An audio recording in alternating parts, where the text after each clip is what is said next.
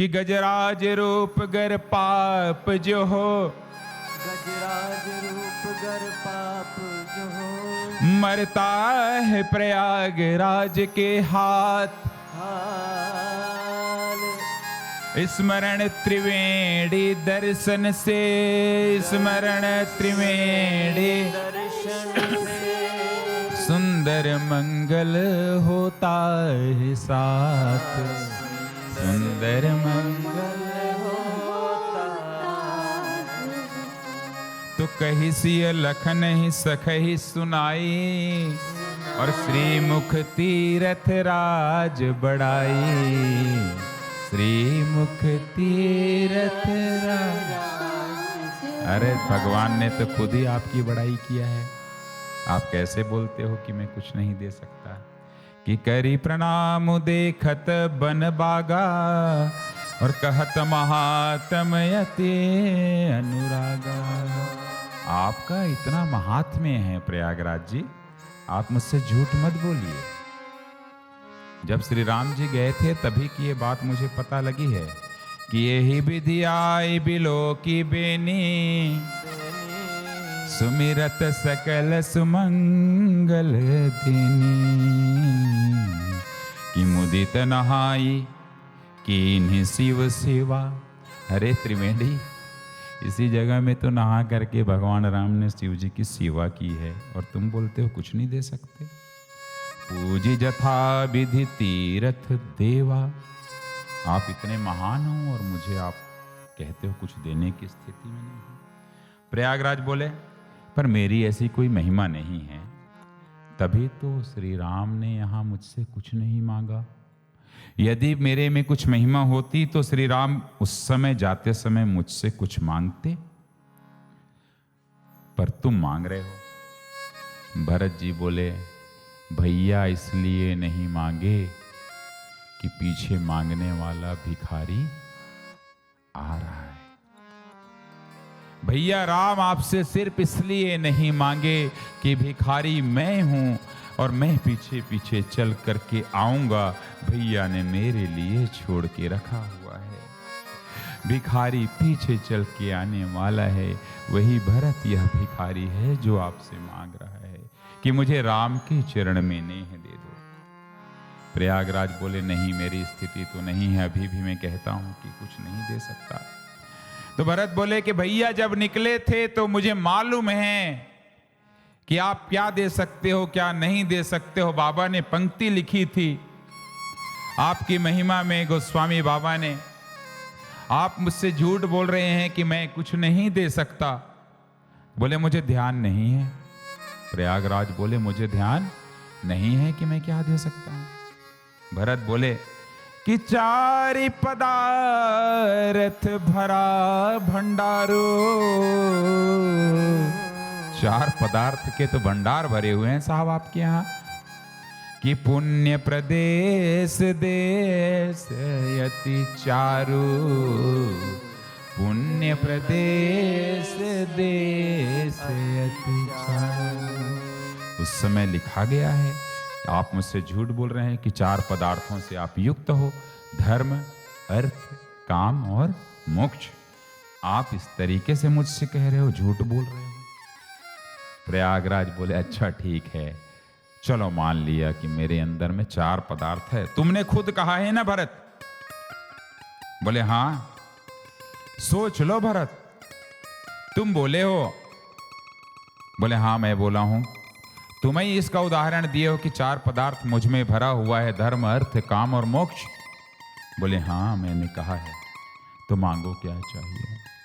तुम्हें धर्म चाहिए या अर्थ चाहिए या काम चाहिए या मोक्ष चाहिए, या दो चाहिए या तीन चाहिए, एक चाहिए, चार चाहिए, चारों के चार चाहिए?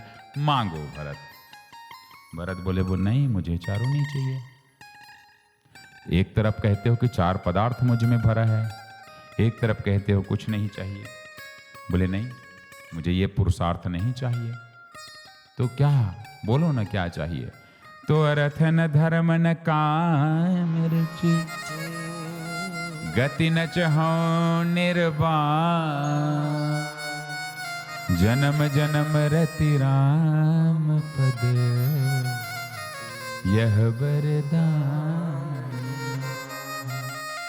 प्रयागराज बोले अरे अभी आप 4 पदार्थ की बात बोले, मैं चारों पदार्थ देने को तैयार हूं, तो आप बोलते हो चारों नहीं चाहिए, बोलते हो राम के चरण में रति चाहिए, ये तो मैं नहीं दे पाऊंगा, मेरे पास नहीं है, मैं भी उसी की चाह में हूं। तो बोले नहीं, जब मेरे प्रभु यहां से निकले थे तो गोस्वामी जी ने लिखा है, क्या लिखा कि संगम सिंहासनु सुठी सोहा और छत्रु अखय बटु मुनि मनु मोहा और चंवर जमन रुगंग तरंगा और देखी हो ही दुखदारिद भंगा। कि ये संगम ही सिंहासन है, ये संगम ही सिंहासन है जिसमें बैठते तुम प्रयागराज। अक्षय वट जिसका छत्रप है, अक्षय वट जिसका छत्रप है और गंगा यमुना है चंवर सुनो, और गंगा यमुना है चंवर सुनो। सिंहासन के पीछे में जो लोग ऐसे पंखा हिलाते हैं राजा के ऊपर, वो है गंगा और यमुना चंवर, हवा देने वाली है। कि अक्षय वट उसका छत्रप है, गंगा यमुना है चंवर सुनो, मुनियों का मन मोहित होता और दुख दरिद्रता मिटती यहाँ, दुख दरिद्रता दुख भी मेरे अंदर, दरिद्र पूरा का पूरा हूँ,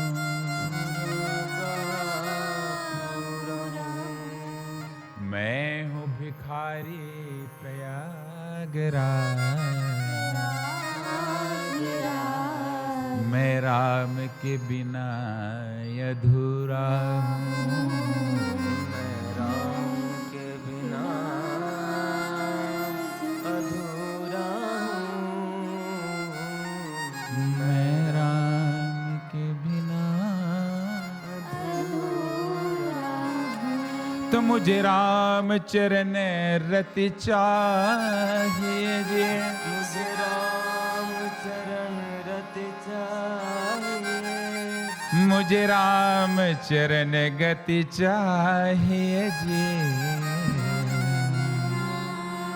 चरण गति चाहिए।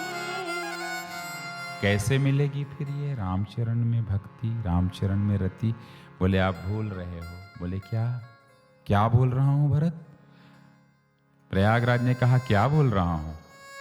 भरत जी ने कहा बहुत बड़ी बात बोल रहे हो। बोले क्या? कि राम भगति जहाँ सुर सरि धारा, राम भगति जहाँ सुर सरि धारा, सरसई ब्रह्म विचार प्रचारा, सरसई ब्रह्म विचार प्रचारा। हे प्रयाग, आप बोल रहे हो कि यहाँ बहने वाली जो गंगा है वो भक्ति है, भक्ति की महारानी है, गंगा भक्ति की प्रतीक है। और सरसई माने सरस्वती क्या है? सरसई ब्रह्म विचार प्रचारा, सरसई ब्रह्म विचार। विचारों को क्या देखा जा सकता है? आपके अभी क्या विचार हैं उसे मैं देख सकता हूं क्या? नहीं। आपके विचार देख सकता हूं? नहीं। सरस्वती विचार हैं, इसलिए प्रयागराज में वो दिखाई नहीं देती हैं। क्या है? विचार। विचार अर्थात ज्ञान। ज्ञान दिखाई देता है क्या किसी व्यक्ति का? नहीं, पर भक्ति दिखाई देती है। तो सरस्वती क्या है? ज्ञान है। विधि निषेधमय कलिमल हरणी, विधि निषेधमय कलिमल कर्म कथारवि नंदिनी बरनी, कर्म कथारवि नंदिनी। कर्म की प्रतीक यमुना जी हैं। द्वापर में जा करके यहीं पर कर्म की लीला करेंगे भगवान कृष्ण।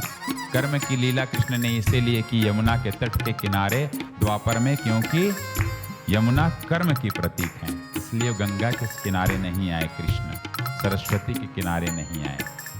और हरि माने विष्णु और हर माने शंकर। हरि हर कथा विराजत बेनी, हरि हर कथा विराजत बेनी। यहां बेनी का अर्थ एक त्रिवेणी है, गंगा यमुना और सरस्वती। और जब महिलाएं अपनी वो बेड़ी बनाती हैं पीछे, तो 3 भाग में उसे बांटा जाता है, तब फिर बेड़ी बनती है। इसलिए 3 भाग होना जरूरी है। वो संगम तट इसलिए इतना महान है, वो भी एक बेनी है। हरि हर कथा विराजत बेनी, हरि हर कथा सुनत सकल मुद मंगल देनी, सुनत सकल मुद मंगल। बटु विश्वास, अक्षय वट। अक्षय वट क्या है? विश्वास का प्रतीक है। जो वट का वृक्ष होता है वह विश्वास का प्रतीक होता है। किसका? विश्वास का। इसलिए ध्यान देना, यह श्री राम की कथा जब पार्वती जी को शंकर जी सुनाए थे तो कौन से वृक्ष के नीचे बैठे थे? वट वृक्ष के नीचे। और यहीं जब चित्रकूट में भगवान राम थे तो वहाँ 5 प्रकार के वृक्ष थे। जिस वृक्ष के नीचे में उनकी पर्णकुटी बनी थी वो कौन सी थी? वृक्ष वट का था। और जब नासिक में गए तो वहाँ क्या था? पंचवटी था। वहाँ तो वट का वृक्ष था ही। क्यों वट का वृक्ष चिन्हित किया गया? वह विश्वास का प्रतीक है। बटु विश्वास अचल निज धर्मा, बटु विश्वास अचल तीरथ राज समाज सुकर्मा, तीरथ राज समाज सुकर्मा। आप देखिए तीर्थराज, आप मुझसे झूठ नहीं बोल सकते। मुझे तो राम की रति चाहिए। जहाँ पर भक्ति की धारा बहती हो, जहाँ पर ज्ञान विचार की धारा हो, जहाँ पर कर्म की रेखा हो, जहाँ विश्वास से भरा हुआ अक्षय वट हो, वहाँ कैसे आप कुछ नहीं दे सकते? प्रयागराज बोले अगली पंक्ति क्यों नहीं बोल रहे हो? अगली पंक्ति में ये लिखा गया कि सुनि समुझहि जन मुदित मन, मज्जहि अति अनुराग, लहहि चारि फलय छत तनु साधु समाज प्रयाग। इतना सब बताए जरूर, पर फिर मैं बोला कि मुझे 4 प्रकार की चीज जो है धर्म अर्थ काम मोक्ष वही दे सकता हूं। भरत रोने लगे कि मुझे 4 वस्तु नहीं चाहिए। चीखने लगे मुझे 4 वस्तु नहीं चाहिए। बोले रो मत, क्या चाहिए बोलो। त्रिवेणी भी आ गई, बोली रो क्यों रहे हो, बोलो क्या चाहिए। तो बोले क्या? सीता राम चरण रति मोरे, सीता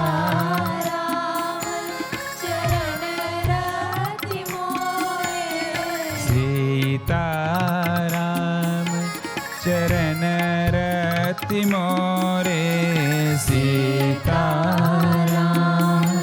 चरण रति मोरे बड़ अनुग्रह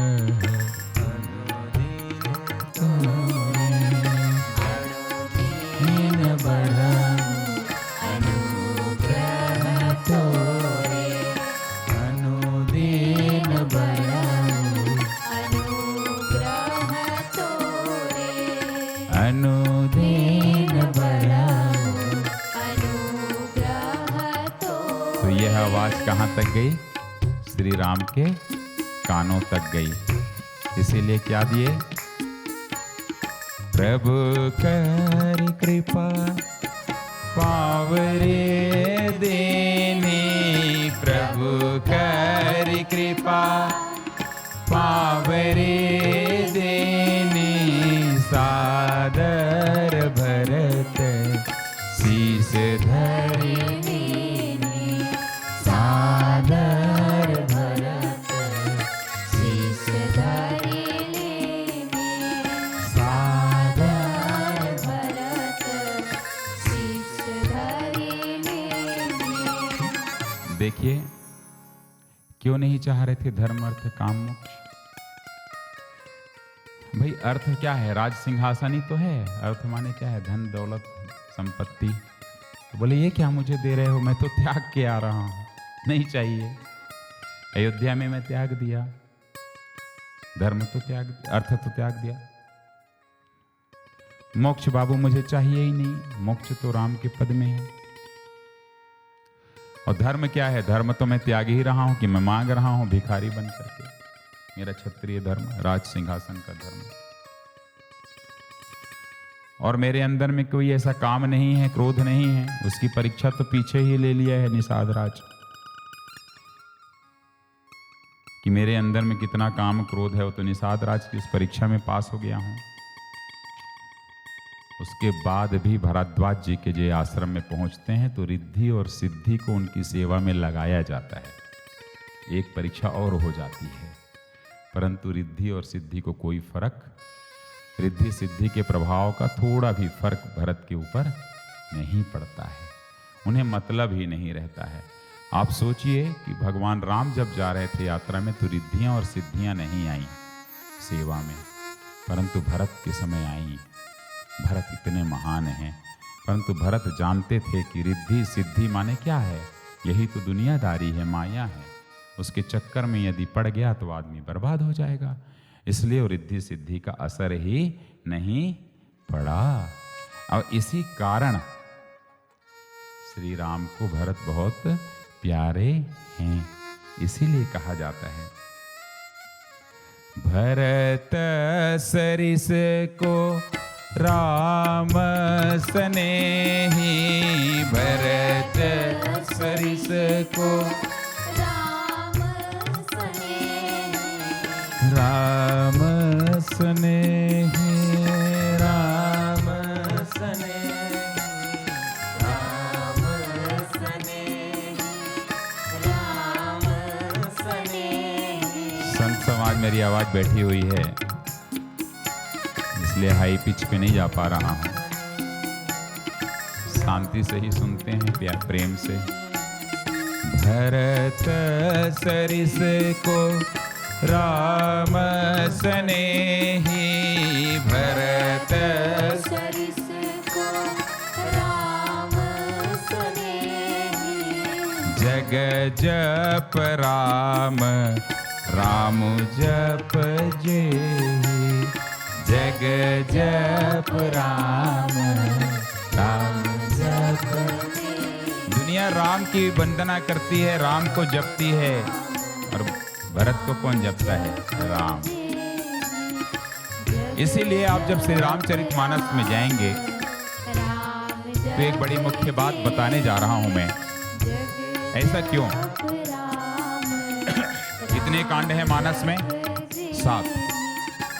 7 कांड हैं। बाल कांड शरण। बाल कांड किसी भी शरीर का क्या है? शरण है। अयोध्या कांड जंघा है, अरण्य कांड कमर है, किष्किंधा कांड हृदय है, सुंदर कांड सबसे ज्यादा समाज में इसलिए गाया जाता है कि सुंदर कांड गला है, कंठ है, जो इसको और इसको जोड़ता है। और युद्ध कांड मस्तिष्क है। ठीक है, युद्ध कांड मुख है, सॉरी माफ करिएगा, युद्ध कांड मुख है कि मुख से आप युद्ध भी कर सकते हो और युद्ध को बचा भी सकते हो। और उत्तर कांड जो है मस्तिष्क है, समस्त प्रश्नों का उत्तर रामचरितमानस में और इसके जीवन का, हमारे जीवन का किसमें है? उत्तर कांड में है, इसलिए उसका नाम उत्तर कांड है। सप्ताह के 7 दिन होते हैं, इसलिए 7 कांड हैं। बालकांड सोमवार है, मंगलवार है अयोध्या कांड, बुधवार है अरण्य कांड, गुरुवार है किष्किंधा कांड, शुक्रवार है सुंदर कांड, शनिवार है युद्ध कांड लंका कांड, और रविवार है जहां सारे प्रश्नों का उत्तर आराम से सोचोगे, छुट्टी का दिन रहता है तो वो क्या है? उत्तर कांड। बालकांड सहजता का कांड है, जहां पर बचपना है राम का किशोरावस्था में विवाह है, वह बचपन है जहां किसी भी प्रकार का संघर्ष नहीं होता है। अयोध्या कांड पारिवारिक संघर्ष की स्थिति है। जब बच्चों का विवाह होने लगता है, बहुएं आ जाती हैं, तो घर में लड़ाई प्रारंभ होती है। तो घर की लड़ाइयों को कैसे रोका जाए, पारिवारिक संघर्ष के विखंडन को कैसे दूर किया जाए, उसके लिए भरत बनना पड़ता है। इसलिए वो अयोध्या कांड है, पारिवारिक संघर्ष का कांड है। जब थोड़ा सा परिवार में बच्चे होते हैं तो तेरा मेरा ये सब कहानी चालू होती है। मन दौड़ने लगता है, इसके बेटे को ज़्यादा प्रॉपर्टी, मेरे बेटे को कम प्रॉपर्टी, तो मन दौड़ने लगता है। तो जो दंडक है मन है, अरण्य मन है, तो मन का कांड है, जहाँ पर जब हम जाते हैं तो अनेकानेक जो हैं मन में चंचलता आती है। किष्किंधा कांड फिर संघर्ष का कांड है। किष्किंधा कांड संघर्ष का कांड है। एक भी पात्र मुझे बताया जो किष्किंधा कांड में संघर्ष करता नहीं दिख रहा है। राम अपनी पत्नी को खोज रहे हैं, संघर्ष कर रहे हैं। लक्ष्मण इसलिए परेशान है कि भाई को परेशानी हो रही है। बाली सुग्रीव से परेशान है, सुग्रीव बाली से परेशान है, हनुमान जी राम जी को खोज रहे हैं, सुग्रीव को बचाने में लगे हैं। सब संघर्ष कर रहे हैं। संपाति अलग से पंख कटा हुआ है, पड़ा हुआ है कि कब राम के दूत आएंगे तो मेरे पंख निकल आएंगे। स्वयं प्रभा गुफा में पड़ी हुई है कि कब राम के दूत आएंगे तो कम से कम उनको रास्ता दिखा करके मैं श्री राम के पास चली जाऊंगी। अंगद परेशान है क्योंकि उसको नेतृत्व मिला हुआ है सीता की खोज का, 1 महीने में नहीं करोगे तो मार दिए जाओगे। हर आदमी संघर्ष कर रहा है, परंतु हर संघर्ष में एक समाधान छिपा होता है।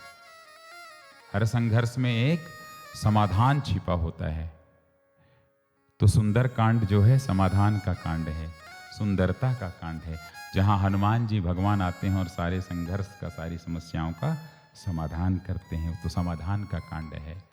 और फिर आगे युद्ध कांड आता है, जहां आर और पार की लड़ाई होती है, जहां मन में, मस्तिष्क में चलने वाले जो मोह हैं, अहंकार है, अभिमान है, उन विकारों को दूर करने की लड़ाई होती है। और राम जब कोई बन पाता है तब उस रावणत्व का अंत कर पाता है। तो इन बुराइयों के अंत का कारण है वह लंका कांड, युद्ध कांड। और आगे उत्तर कांड आता है, जो कि पूरी तरीके से व्यक्ति को जब वानप्रस्थी हो जाता है, सारी दुनिया की मोह माया समाप्त हो जाती है, तो आगे के जीने की राह दिखाती है, ईश्वर के पास पहुंचाती है। इसलिए सभी कांडों का अपना एक अस्तित्व है, सभी कांडों का अपना एक अर्थ है। और भरत जी के प्रसंग में ये बड़ा महत्वपूर्ण हो जाता है प्रेम बाबू। प्रत्येक कांड के आखिरी में फलश्रुति लिखी जाती है कि इस कांड को पढ़ने से क्या मिलेगा, है ना। बाल कांड में क्या मिलेगा? बाल कांड में तो बहुत सारे भाव हुए, सती जी का प्रसंग आया, शिव पार्वती का विवाह हुआ, श्री राम जी का जन्म हुआ, है ना, विश्वामित्र जी का प्रसंग हुआ, अहिल्या जी का प्रसंग हुआ, पुष्प वाटिका प्रसंग हुआ, सिया राम जी का विवाह हुआ, ये सब हुआ ना बालकांड में। पर कौन सी चीज़ सबसे महत्वपूर्ण मानी गई? कि उपवित ब्याह छाह मंगल, सुनी जे सादर गावहीं, वैदेही राम प्रसाद तेजन सर्वदा सुख पावहीं। श्री सीताराम जी के विवाह के बारे में लिखा गया कि हमें क्या देता है कि सिय रघुबीर विवाह जे, सप्रेम गावहीं सुनहीं, तिन्ह कहूँ सदा उछाहो मंगलाय तन राम जसु। सीताराम के यश को आप पाओगे यदि आप उनके विवाह के प्रसंग को सुनोगे। अब थोड़ा सा हम अयोध्या कांड जो श्री भरत जी से संबंधित है, जो मानस का सबसे बड़ा कांड है, सोचिए श्री भरत जी को समर्पित है। किसी भी एक पात्र को समर्पित कोई कांड नहीं है जी, सिर्फ उन्हीं को समर्पित है। तो कैसे? थोड़े सी देर के लिए अयोध्या कांड को भूल जाइए। अरण्य कांड का क्या है फलश्रुति? कि रावनारी जसु पावन गावही, सुनहि जे लोग, राम भगति दृढ़ पावही, बिनु विराम जप जोग। कि दीप शिखा सम जुबति तन मन, जानि होसी पतंग, भजहि राम तजि काम पद, करहि सदा सत्संग। किष्किंधा कांड की फलश्रुति क्या है? कि भव भेषज रघुनाथ जसु, सुनई जे नर यरु नारी, तिन्ह कर सकल मनोरथ, सिद्ध करहि त्रिशिरारी। नीलोत्पल तन श्याम काम, कोटि शोभा अधिक, सुनियता सुगुण ग्राम, जासु नाम अघ खग बधिक। रघुनायक जी के नाम की लेने की, सुमिरन करने की एक दी गई है उसमें विधि की आप करो। सुंदर कांड आया, उसका समापन में क्या है भाई फलश्रुति? कि सुख भवन संशय समन दवन, विषाद रघुपति गुण गना, तजि सकल आस भरोस गावही, सुनहि संतत सठ मना। कि सकल सुमंगल दायक, रघुनायक गुण गान, सादर सुनहि ते तरहि, भव सिंधु बिना जलया। यहाँ भी रघुनायक जी की कीर्ति की प्रशंसा करनी है जो आपके लिए सुमंगलदायक है। अब लंका में क्या है? कि समर विजय रघुवीर के, चरित जे सुनहि सुजान। रघुवीर का चरित्र सुनना है। विजय विवेक विभूति नित, तीनहि देहि भगवान। यह कलि काल मलायतन, मन करि देखु विचार। श्री रघुनाथ नाम तजी, नाही नयन आधार। कोई आधार ही नहीं है, सिर्फ श्री राम के नाम का जप करना है। अब आया उत्तरकांड। कि रघुवंश भूषण चरित, यह नर कहे सुनहि जे गावही। कलिमल मनोहर धोई बिनु, श्रम राम धाम सिधावही। सारा कली, सारा मल बुद्धि का, मन का नष्ट हो जाएगा। कुछ मत करो, रघुवीर के गुणों की प्रशंसा करो, उनको सुनो। सतपंच चौपाई मनोहर, जानि जो नर उर धरे, दारुण अविद्या पंच जनित, विकार श्री रघुवर हरे। सारे विकार खत्म हो जाएंगे। विकार पंच जनित, क्यों? 5 प्रकार के विकार, 6 प्रकार के विकार हैं, वो समाप्त हो जाएंगे। काम, क्रोध, मद, लोभ, मोह और मत्सर, ये समाप्त होंगे। ये तो सब हो गया, पर भाई अयोध्या कांड क्या कहता है कि सिया राम प्रेम पीयूष पूरन, पीयूष पूरण होत जन्म न भरत को, मुनि मन अगम जम नियम समदम, विषम व्रत आचरण को। मुनि मन अगम जम नियम समदम, विषम व्रत आचरण को। दुख दाह दारिद दंभ दूषण, सुजस मिसयप हरत को। कलिकाल तुलसी से सठनी हठी, राम सन्मुख करत। क्यों? भरत जी के बारे में क्यों? सोरठा आखिरी में लिख दिया बाबा ने